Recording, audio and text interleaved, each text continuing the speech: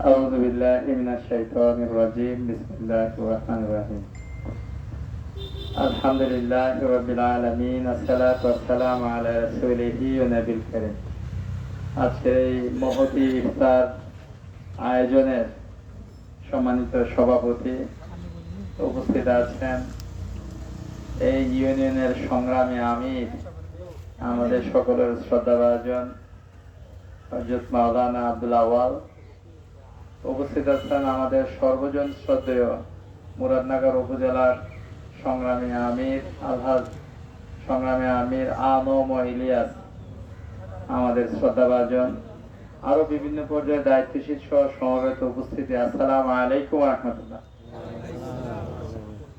আপনারা আল্লাহর মেহেরবানিতে ভালো আছেন তো? আলহামদুলিল্লাহ আলহামদুলিল্লাহ আলহামদুলিল্লাহ আমরাও ভালো আছি।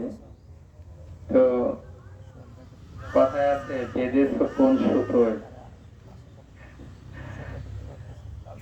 আমি বলবো যে আমার কি বোটের সুতায় বাঁধছেন নাকি আপনারা?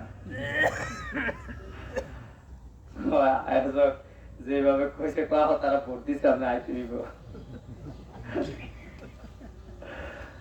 আলহামদুলিল্লাহ আল্লাহ শুকরিয়া আদায় করি। এখানে আমাদের শ্রদ্ধাভাজন দায়িত্বশীল আনম ইলিয়াস ভাই কথা বলবেন মূলত, তারপরে মাওলানা আব্দুল আওয়াল সাহেব উনিও তো জবরদস্ত বক্তা, খারাপ তো কয় না, খুবই ভালো বলেন।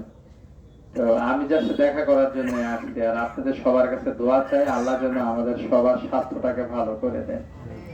ইকামতে দিনের দায়িত্ব পালন করার জন্য যে স্বাস্থ্য দরকার আল্লাহ যেন সেই স্বাস্থ্যটা আমাদেরকে দান করেন।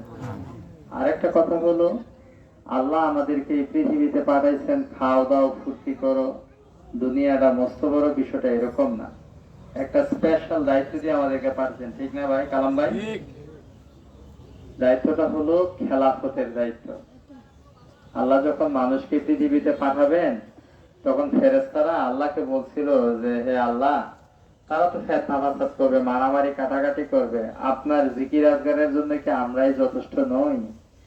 আল্লাহ বলছেন যে আমি যা জানি তা তোমরা জানো না, আমি মানুষকে পাঠাবো এই পৃথিবীতে আমার খেলাফতের দায়িত্ব দিয়ে।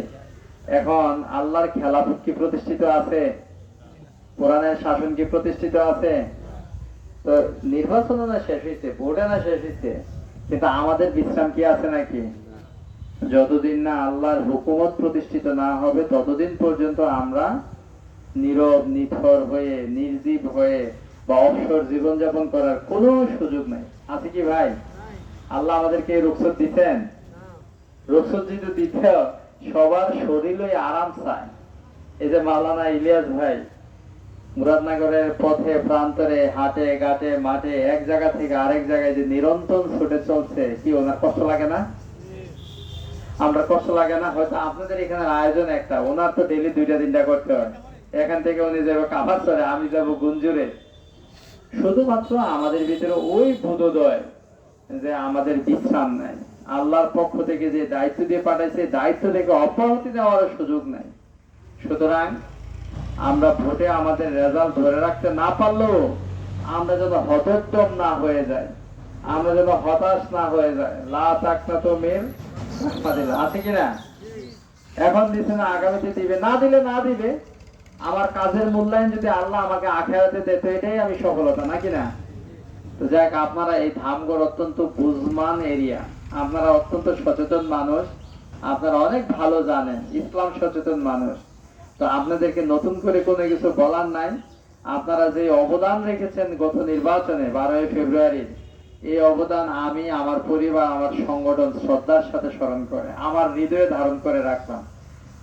এই ময়দানে যারা কাজ করে দায়িত্বশীল হিসেবে সবার প্রতি আমার দোয়া থাকলো, শুভকামনা থাকলো। আল্লাহ আমাদের সবাইকে তার রহমতের চাদরে আবৃত করে রাখুক। আসসালামু আলাইকুম ওয়া রাহমাতুল্লাহ।